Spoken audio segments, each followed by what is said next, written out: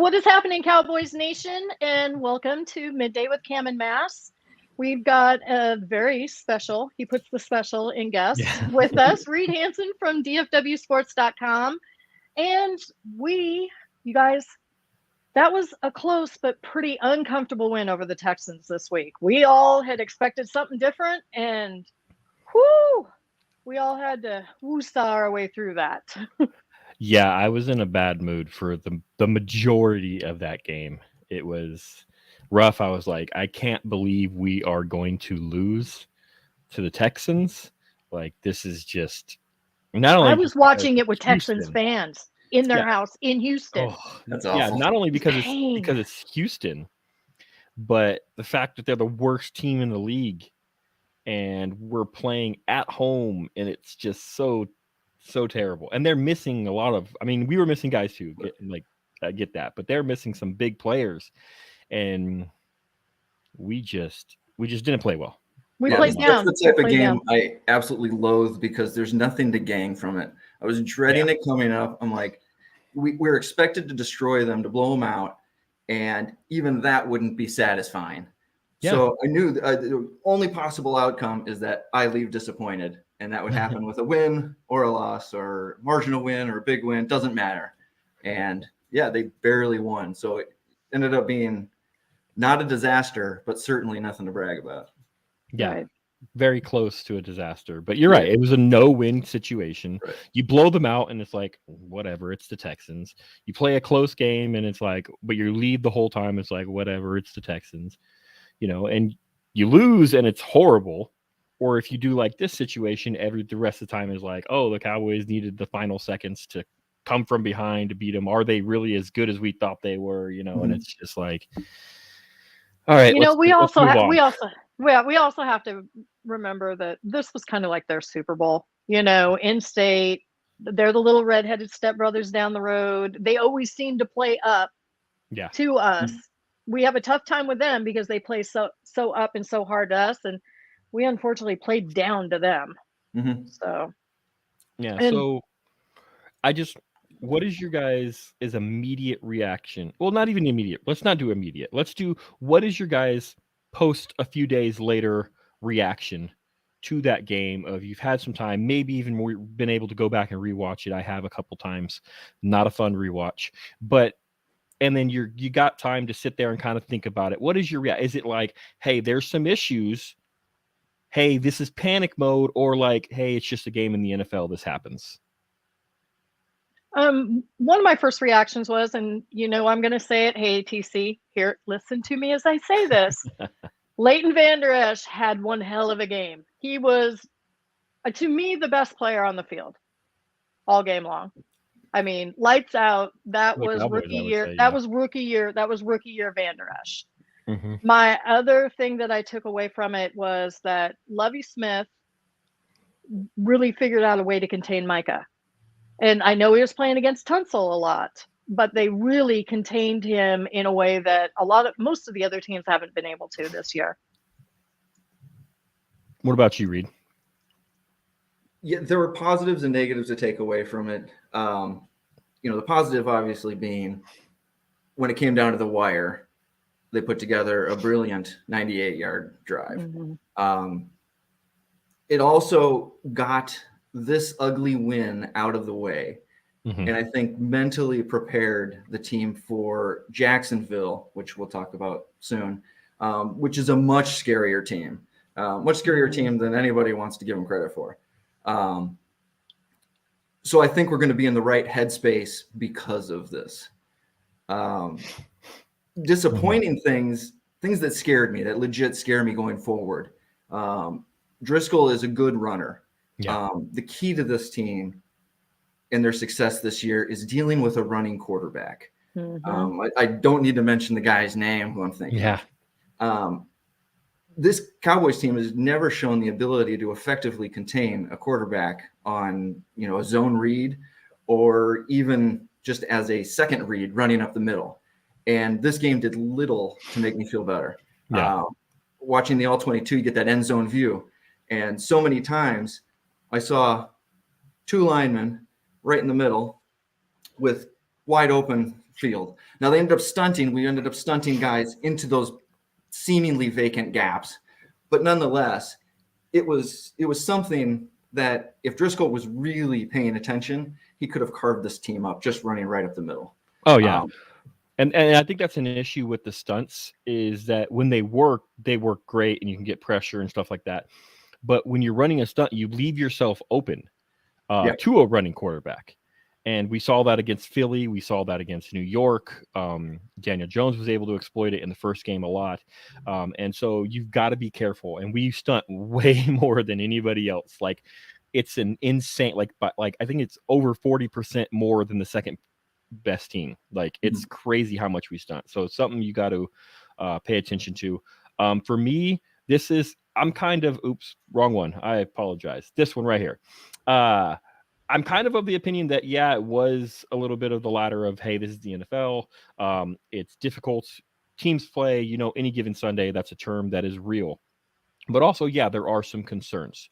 But when I went back and I looked at it and I verified everything, the first 6 drives of the Cowboys with Terrence Steele in, we had 17 points. That's a pretty good score for that many drives. The next 5 drives were Josh Ball. We got 3 points. Not good at all. And then the final drive, Jason Peter comes in, we get 7 points. So a part of me wonders what would have the score been? How would the game have come out if it was all drives Terrence Steele or all drives Jason Peters? So I'm really interested to see how the Cowboys move forward with obviously Terrence Steele going down for the season with an ACL injury, how we feel that at right tackle, because we move the ball well with Peters and Terrence Steele in. We did not move the ball well at all with Josh Ball in. And of course, everybody's going to jump to that one drive, the second to last drive, where he gave up 2 back-to-back pressures that resulted in a fumble from Dak that they recovered. And then obviously Dak's arm getting hit and it leading to the interception. The defense played really well in the second half. And, so I got to see where they move forward with Jacksonville and how they handle that right tackle position. And we'll get to that a little bit later with how they're going to handle that. But that was my kind of post going back and rewatching take from it is, hey, it's a little bit of, hey, this is the NFL. And those 5 drives with Josh Ball really hurt this team.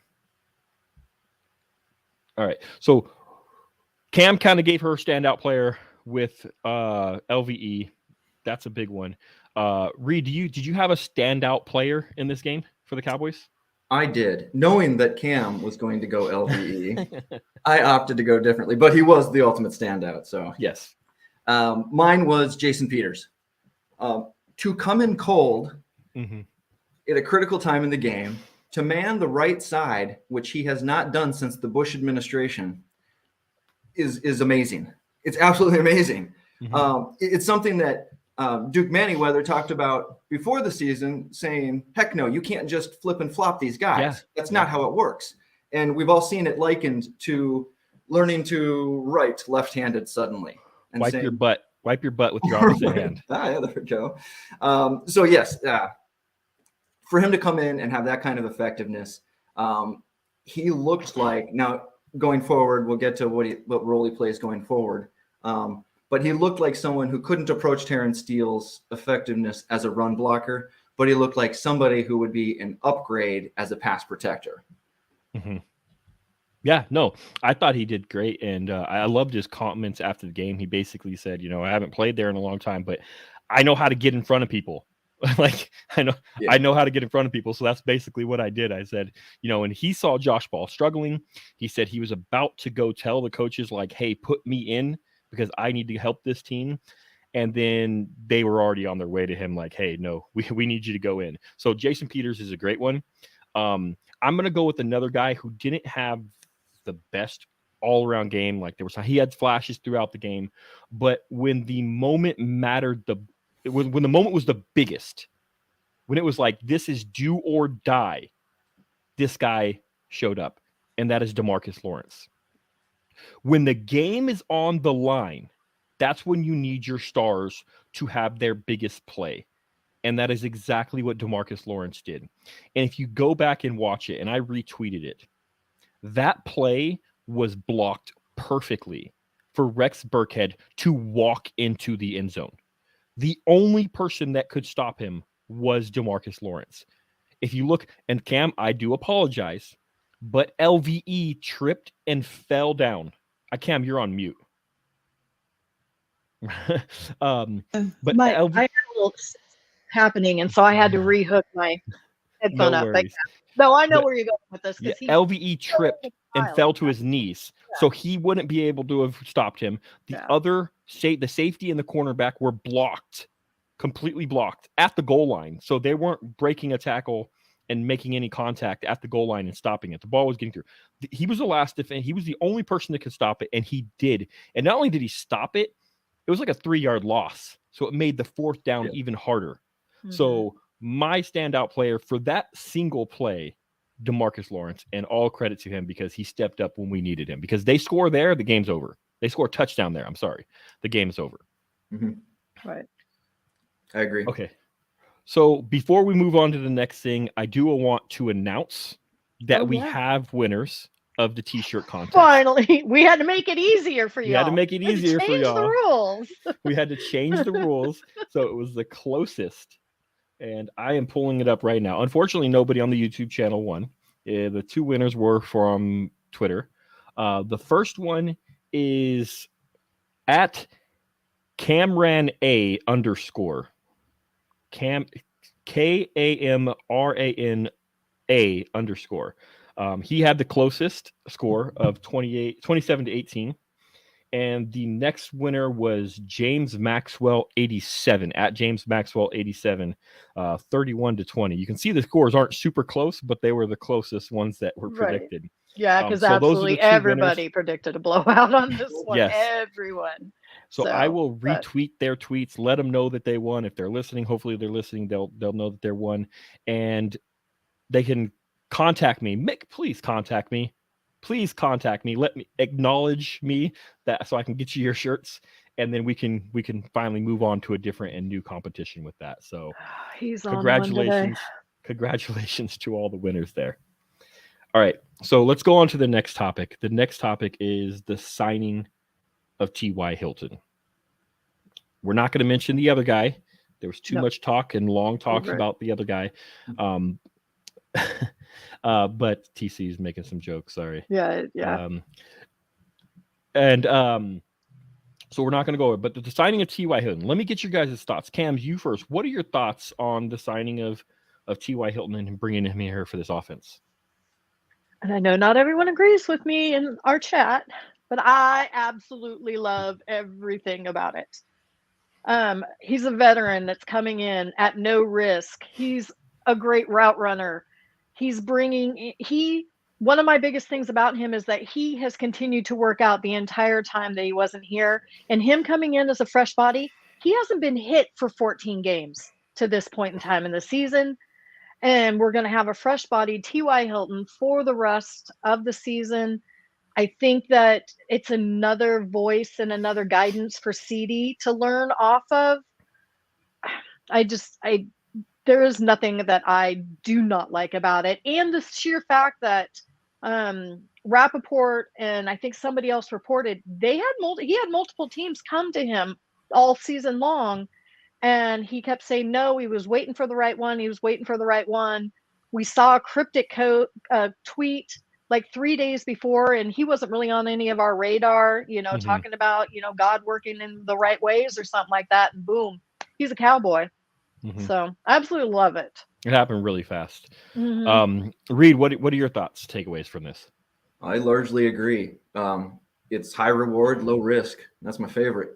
I don't think he has his 4.39 speed anymore, but I still think he's probably the fastest receiver on the team. And he can play outside. There was a lot of talk about him being a slot guy and taking opportunities away from CD in the slot. But his last 3 years in the NFL, he was under 20% slot usage rate, well under 20% slot usage rate. So he was predominantly outside, where CD is high 40s in the slot. Yeah. So he's not going to take away those opportunities. And the trio of Kim and James Washington and Noah Brown should pretty much insulate the Cowboys in a number of ways. They have a lot of overlapping skills and usage. They can go outside. They can do red zone. They can block. Hilton, not as much, but that's just the perfect situation to not use him in these blocking situations, depending on the formation, where you want to line them up, how you want to use them. I love the addition. There's nothing bad about it, even if it blows up in his face. The repercussions are limited. And I do have to throw a shout out to Mr. Sedarian Lamb. His blocking lately has been fantastic. Yeah. Absolutely fantastic. Yeah.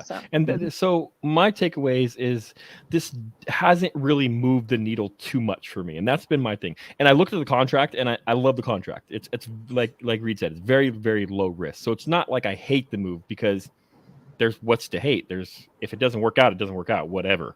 It's not a huge contract or anything like that. So it doesn't bother me. My only thing is, how much does it move the needle? And it's up in the air for me, because I know that when he comes in for Noah Brown, you're going to take away a little bit of blocking ability at the wide receiver position. Noah Brown is a very, very good blocker, and Noah Brown can make plays and everything like that. But what am I getting from T.Y. Hilton? Am I getting early, like mid T.Y. Hilton, or am I getting the last 3 years of his career where his speed really started to slow down? Yes, I get it. He didn't have the best quarterback play anymore without Andrew Luck, but he still had some decent quarterback play. And but his speed wasn't there. He was always a speed guy over the top, So like, if he still has some of that speed, if he can, if he's rejuvenated and he can start taking defenses over the top, because we don't have that guy currently on this roster. Right. We are not scaring teams deep at all. And a lot of the time we're not even running, because Gallup is our one guy that does that. And he still doesn't have that athletic ability. He hasn't recovered that athletic ability to really go over the top right now. Maybe next year, but right now it's not happening. So if he could give that scare to defenses, then I'm like, hey, that's great. That's moving the needle, because that's opening up the middle for Lamb and Gallup a little bit more, and Schultz and the tight ends over the middle. That's opening all that up, because you got to take a safety over the top. Sometimes you're dragging a corner and a safety over the top just to watch him. So that's where I'm at. Can he have that speed threat? He didn't really present it his last few years, but maybe it was because of his quarterback. I don't know, but we're going to have to see where he's at. Like Reid said, I don't think he's at his 4.39 speed anymore, but is he at a 4.5? I mean, 4.5. Is he at a 4.445? Like, where's he at? And that's what I kind of need to see where going forward with him and what he can do for this offense. Because if he can, then it's a good signing. I like the fact that these next two defensive coordinators don't really know what to expect with him on the field, and that he is going to take some of that pressure off of CD and Gallup out there and allow CD to go into the slot more. The one thing that I read during the week that I really, really appreciated is some of the things that Andrew Luck said about him. And he said, number one, that right after he left the sport, that he was really bothered not playing. And he figured out one of the reasons is how much he loved throwing the ball to T.Y. Hilton. And he said, even more so than that T.Y. Hilton not only was a good person, but he was like the best teammate he's ever had. And the way that he was being talked about was in the same, with his work ethic and everything, was in the same way that we all talked about Sean Lee on a team. Yeah. And so I love that strong presence and supportive presence is being brought into the wide receiver room at this point in time. Yeah, this is good too. He doesn't have a lot of drop passes. He's pretty sure-handed. So, we'll see what he does. Hopefully he moves the needle. I want somebody that can take the top off the defense. Hopefully he brings that to this offense, because we don't currently have it. All right, so or we could just run 4 curl routes every time. That works too, right? Stop. Sorry. So mirrored with the loss of Jonathan Hankins for 4 weeks, it sounded like it's going to be a 4-week injury. He'll be back by the playoffs. the Cowboys have signed Anthony Rush, a big body guy in the middle. He's been on like 3 or 4 teams since 2009, so he's getting signed. Teams are interested in bringing him in. He's just not staying very long at those teams. What are he you was guys? Seahawks. He was with Seahawks, Atlanta Eagles, for a little bit. in Atlanta. Yeah, but not with Dan Quinn. Not with Dan Quinn. Yeah. What are your initial thoughts, Reid, on bringing in this on Anthony Rush? Oh, he doesn't excite me in any way. I think the more critical replacement for Hankins and going forward is going to be guys like Carlos Watkins.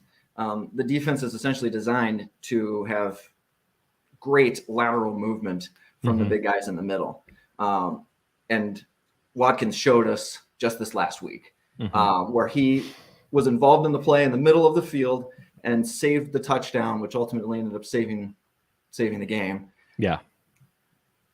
What, probably 8 yards laterally. That was pretty significant. Where I do see Rush making an impact is just on those dirty quarterback sneaks. Philadelphia, for instance, they're dominant when they run what is basically a rolling maul. Hurts just gets the ball, sits on his center's butt, and everybody pushes him, and the line just falls forward. Yeah. Having a big trash can full of dirt right there is about the best you can do. And even if he can stop one of those, because basically they're unstoppable. If he can stop one of those, it will be worth it. It'll be worth having an active on the game day to me. Yeah, agree. Cam, what are your thoughts? No, I completely agree with Reid. The little bit that I got to go back and look at anything I could find of him, he's a guy. He's a guy. He's that big guy in the middle, but Bohanna, Watkins, they're the ones that we're really looking for. So do you think he knows much of their playbook that he comes over with from the Eagles? Maybe. Probably or not. Does that Probably matter not. or not? But I was like, my first thought was, oh, they went and got an eagle. Someone.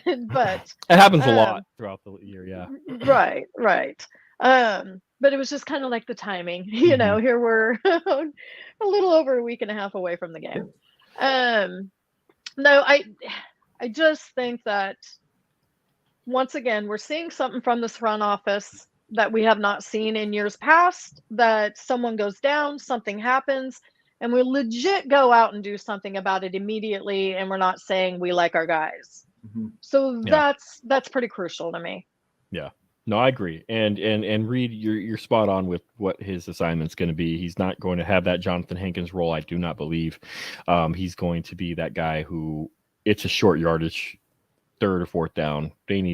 It looks like it's going to be a run or a QB sneak. And they're going to throw him in there to try to clog up the middle and try to stop that O-line from getting any push. The guys, like you say, Carlos Watson's going to have to step up. Quentin Bohanna is going to have – we saw him ball out in all camp. And then at the beginning of the year, he started off really hot. Not as much lately.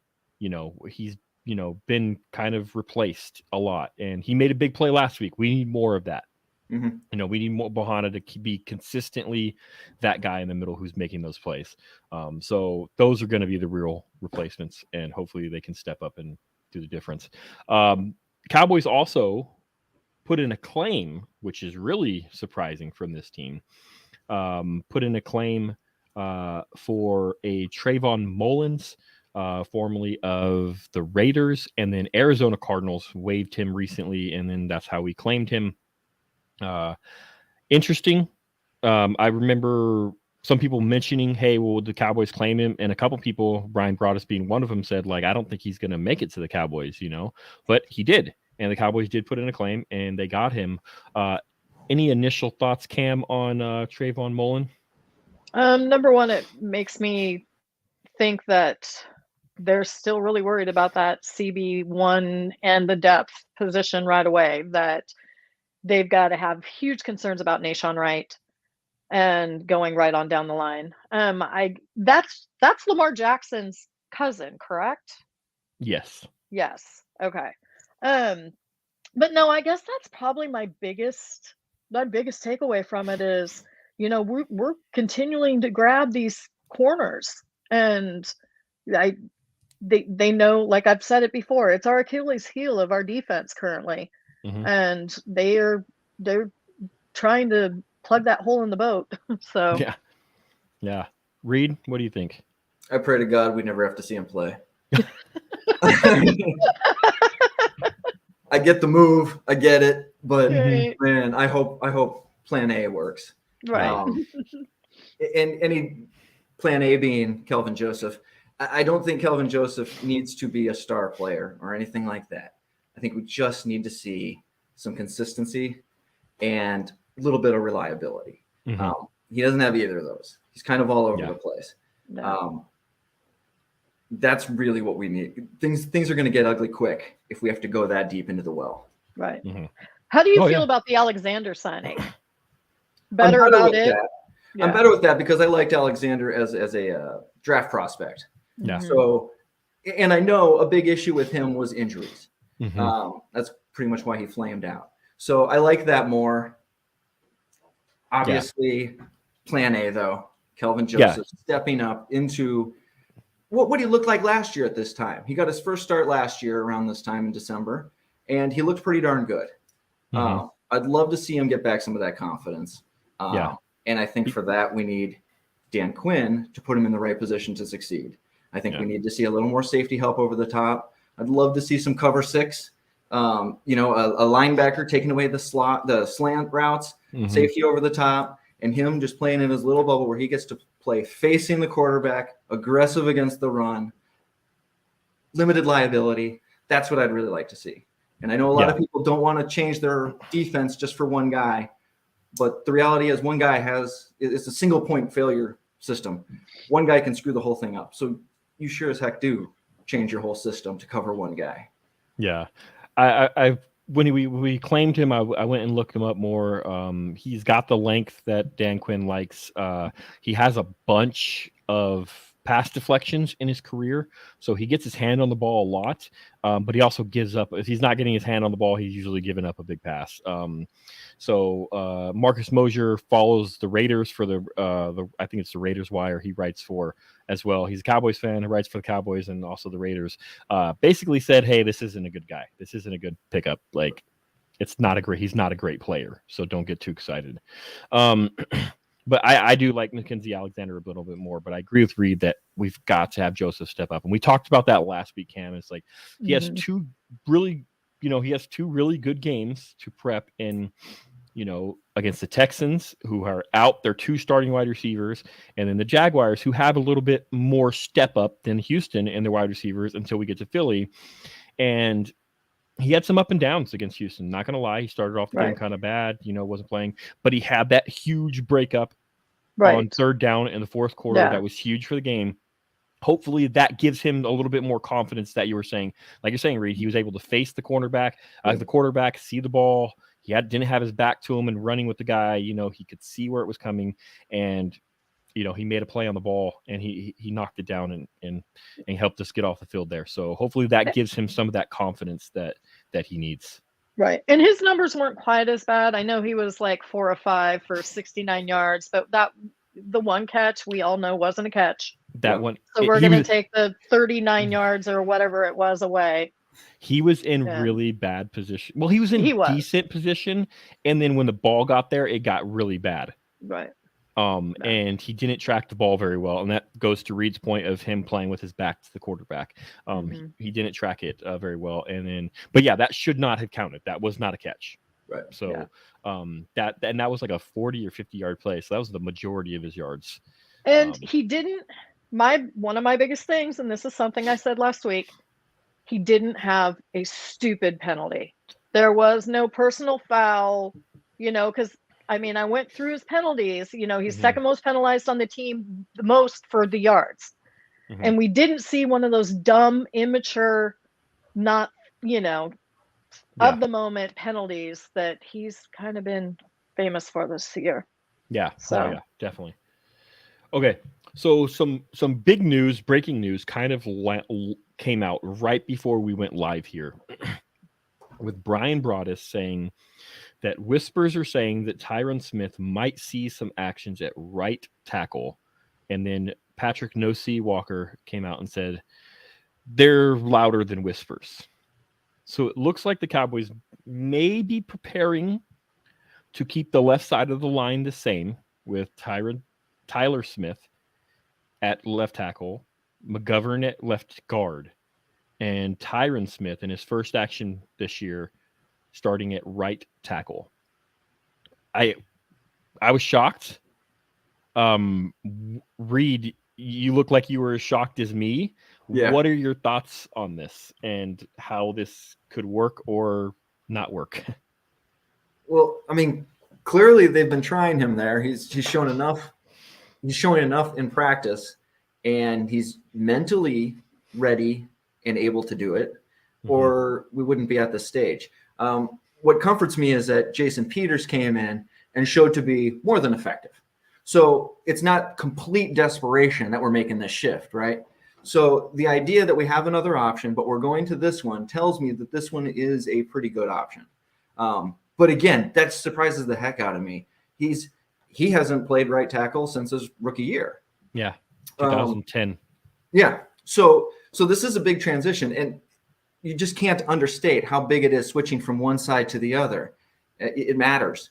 But now I'm questioning what's going to happen on the left side. Like you said, it's staying the same, but the same is always changing because we're rotating our left guard and our left tackle right now. Is that going to continue? Are we setting up for some kind of move, or was that whole idea scrapped now with Terrence Steele going down? This is going to be a big situation where we're just watching and learning because we don't know exactly what the long-term plans are from the Cowboys on this. And they might not even know. They might be doing trial and error themselves. Yeah. Cam? Yeah, I absolutely agree with Reid, especially about that the Cowboys probably aren't even sure and that they're trying everything out. A couple of things. Yeah, we don't need to see Josh Ball, and I'm glad he's not even an option anywhere on that. One of my biggest surprises is if a year ago right now you had told me that Jason Peters was going to be our swing tackle, I'd have told you were crazy. But here we are, kids. Yeah. Jason Peters is our swing tackle.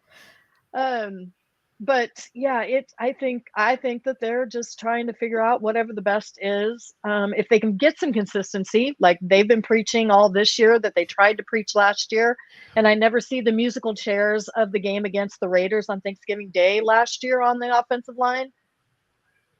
I think we'll be okay. That's the thing. They keep preaching this consistency, but have we had consistency with constantly changing? I don't think so. We're constantly rotating in people series by series, and I'm like, that's not consistency, people. Like, and they were praising us last week for the consistency on the offensive line, and I was like, look, we haven't had it. We're rotating people. Like Tyler Smith's in at left guard, Tyler Smith's at left tackle, Peters is left guard, Peters is left tackle, McGovern's left guard. Like, where is the consistency in that?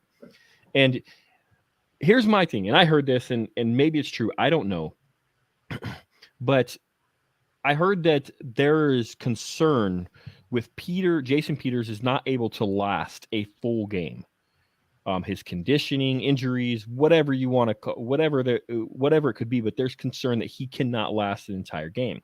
So that raises a question of like, is he really even a swing tackle, or is he just a spot fill-in tackle that can come in for a few series here and there in the game? And then, is his value as good as we thought it was?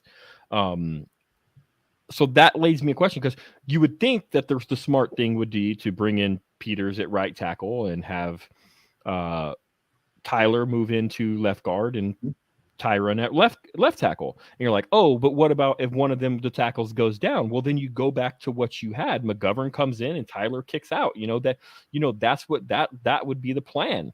McGovern is your insurance policy. Putting their best five on the field. Exactly. But it doesn't sound like they think McGovern's the insurance policy. It's just that Peters is the insurance policy to fill in here and there if they need him, which kind of worries me.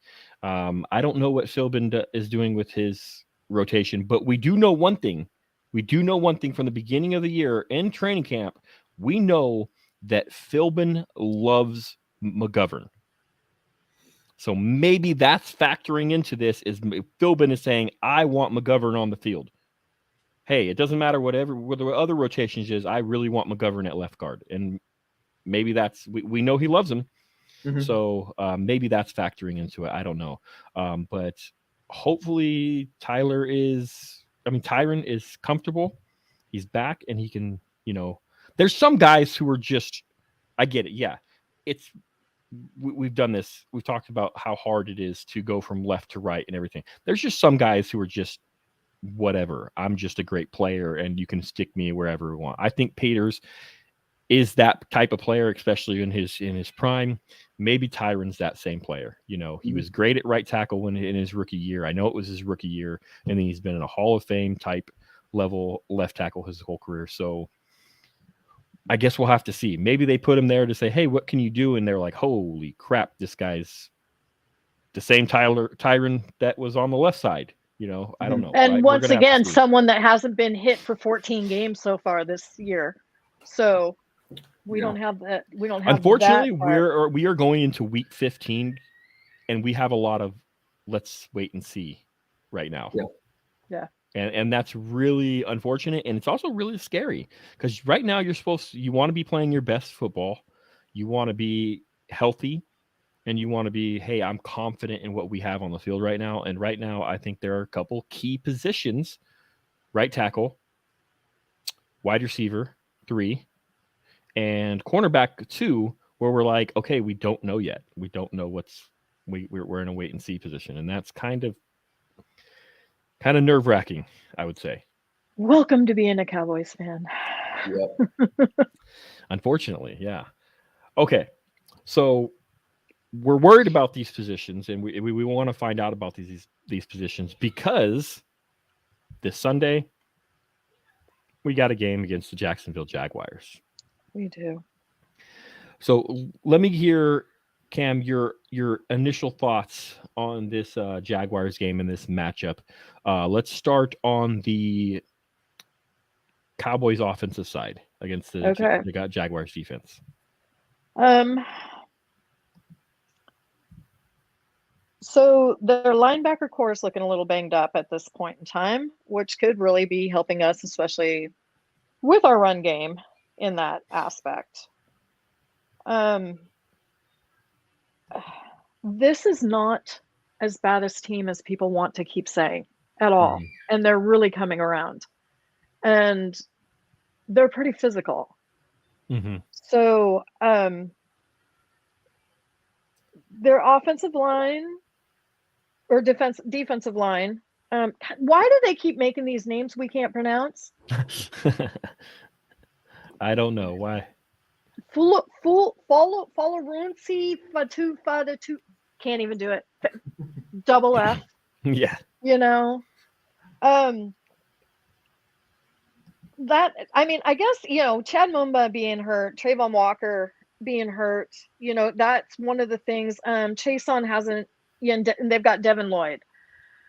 So I was kind of looking at that more towards like with our run game and how we could take advantage of it. And so that's kind of something, and we keep screaming that we need that balance between runs and pass. And we didn't see that last week, and Kellen abandoned it and everything like that. But that was one of my biggest things I was looking at was how we're going to attack the linebackers and take advantage of that with the run game. Yeah. Reid, what do you think about the Cowboys offense and the Jaguars defense? Well, I think based on how we feel about the Cowboys offensive line, it's gonna lead to a lot of runs and a lot of short passes, quick passes. I don't think we're going to see a whole lot of action on the outside or deep downfield. There might be the obligatory shot, but I think more often than not, we're going to see a lot of runs and quick passes. Tony Pollard and the tight ends. And CeeDee Lamb. If we don't use CeeDee Lamb almost exclusively in the slot, we're fools. Because the top coverage guy in Jacksonville, Tyson Campbell, he's got, 6 snaps covering the slot. He doesn't like to cover the slot. He doesn't. Yeah. So let's go waste him on the outside and just have somebody run dummy routes and let him do whatever the heck he wants to do. And let's just move CeeDee Lamb all over in motion. Let's go back to the motion that we had at Indy that somehow we forgot how to do again last week. Yeah. Hey, I'm Mr. Kinetic. That's the kind of energy I like. Is motion. Let's do that. Yes. I'm just looking at this defense, and they have some good players. Like Tyson Campbell is a really good cornerback. Cisco is a good safety. I think Trayvon Walker did suffer a high ankle sprain, so I don't know. I don't think he's going to play. Well, of course, as every week, the injury reports will come out right after this show is finished. It's just the timing of it. This team is about middle of the road. I think they're around 14 or 15 in stopping the run this year. They haven't been great. They haven't been terrible. They're middle of the road. Their pass defense is awful. They really are bad. They're 28th in the league at stopping the pass. So they allow big plays. They allow short plays. They allow intermediate plays. Like, it's just outside of Tyson Campbell, there's not really, and Cisco, there's not really a lot of great coverage back there. So they get eaten up quite a bit. So it is a game where you could mix it up, and we're going to see what can T.Y. Hilton do against this defense. Is Dak going to have a bounce back game? And so I think our offense, if our offense can play up to its potential. Now, remember, our potential is very, very high for this offense, where you have a really bad game like last week and you still score, 23 points, or 27 points. So that our potential is high. So I think that the offense could get the better of the Jacksonville Jaguars defense.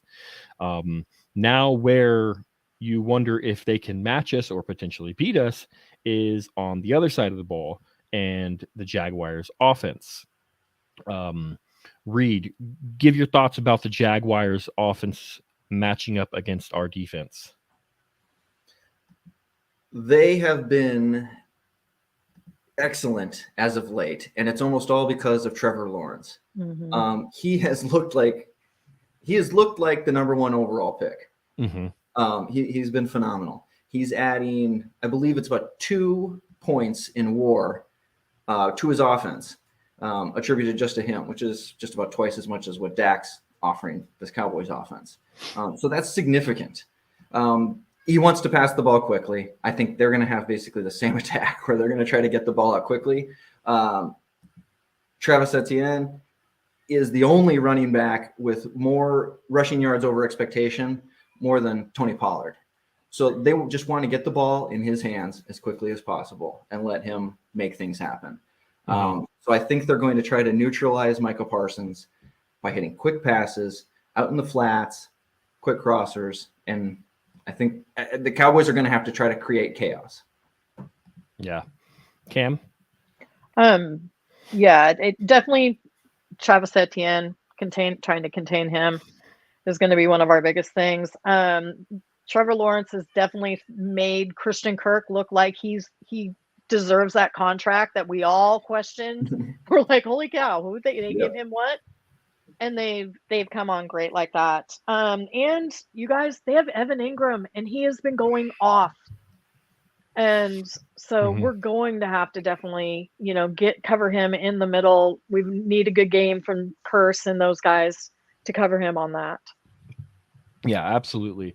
If you look at their offense is kind of middle in the pack in passing, middle of the pack in running, middle of the pack in points scored. But then you also have to realize that it was bottom of the league for the majority of the first part of the season. And lately it has been one of the better offenses, and they've really started to take off. Etienne has looked great recently. Trevor Lawrence has looked great recently. It's going to be a good matchup, I think, with Christian Kirk out of the slot against Bland and what Bland can do. And so I think it's a decent matchup. What the Cowboys are going to have to do is look. Now, of course, the Jacksonville Jaguars can switch this up and implement a quicker passing offense, but usually Trevor Lawrence can hold on to the ball a little bit. He's trying to make plays. He's a mobile quarterback that can run. He absolutely can run. He doesn't utilize his legs as much as other quarterbacks, but he can run if he has to. So that's something to look out for. But he likes to make a play, so he's going to hold on to the ball a little bit more. So our pass rush is probably going to be able to get shots at him, try to get pressure at him. I think I was looking at the stats, and last week is everybody's like, oh, we had no sacks. It was terrible. We had no sacks. Well, the majority of their passes last week came under 2.5 seconds.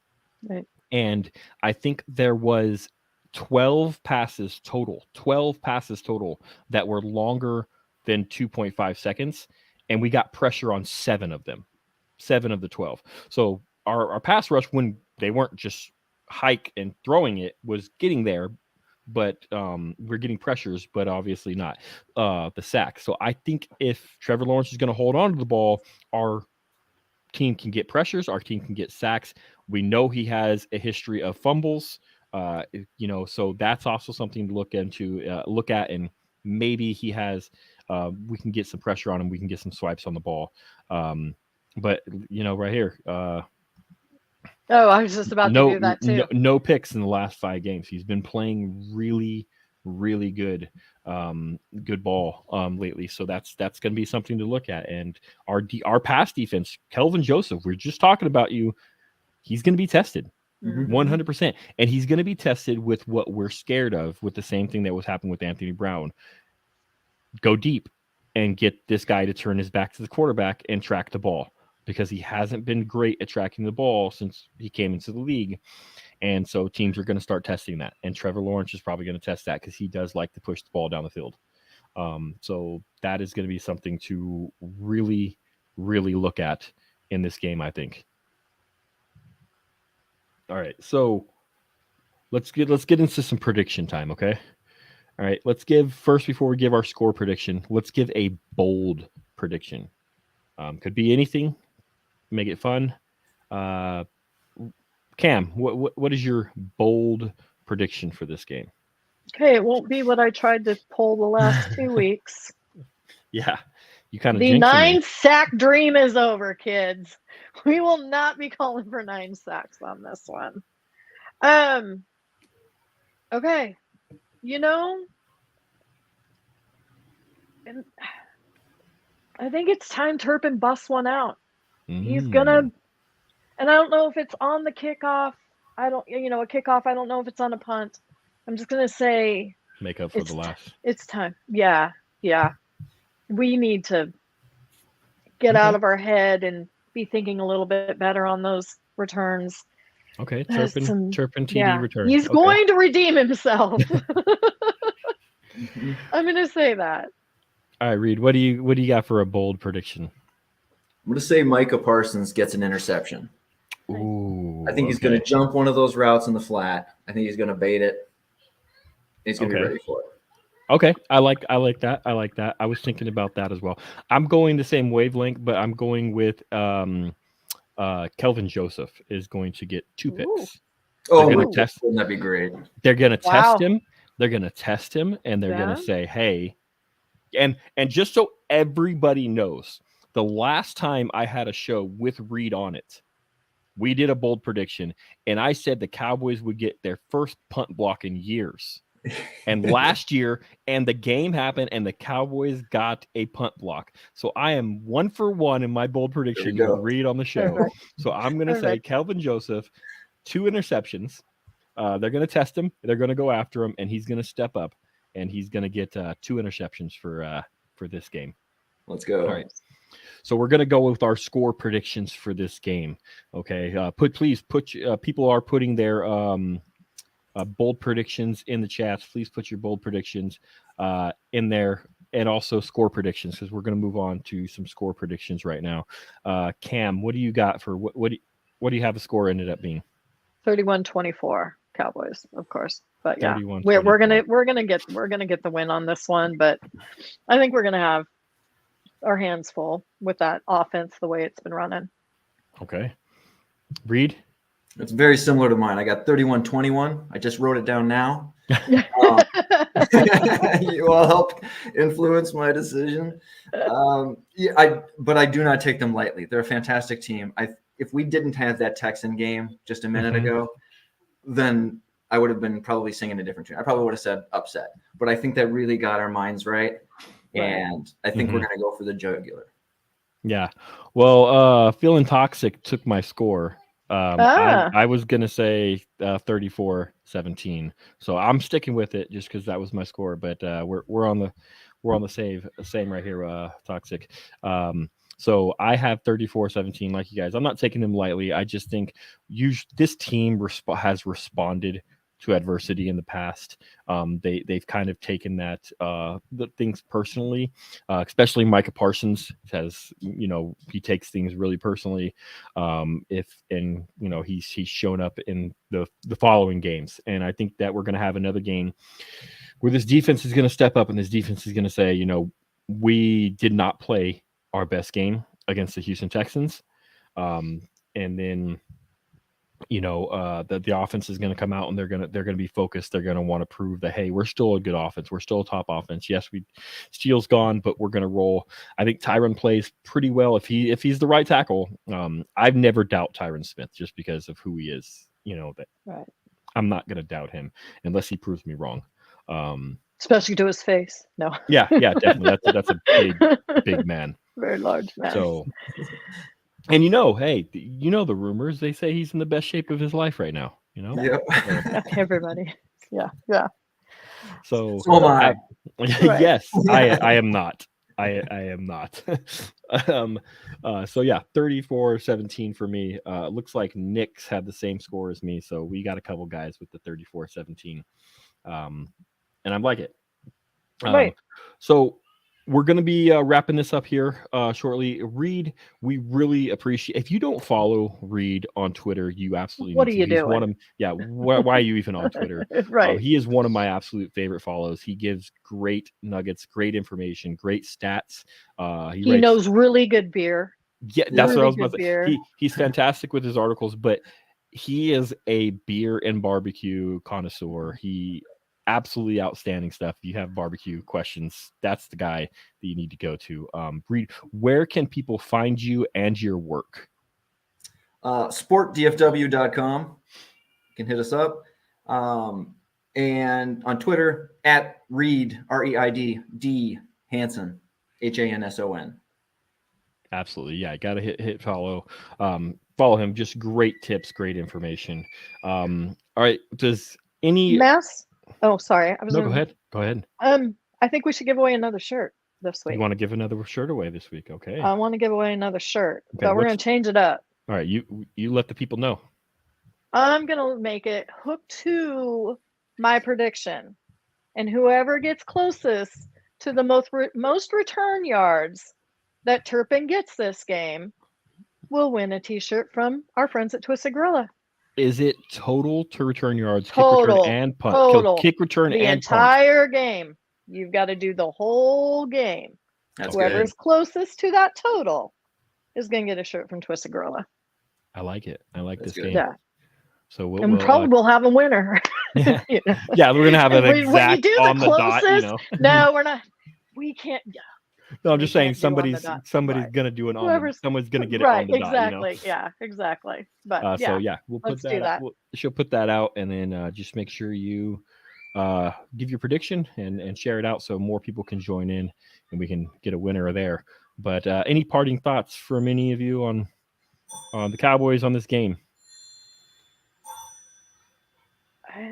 Just that, I think Reid kind of said it that, had last week gone different, that this week would have been probably that trap game kind of feel thing.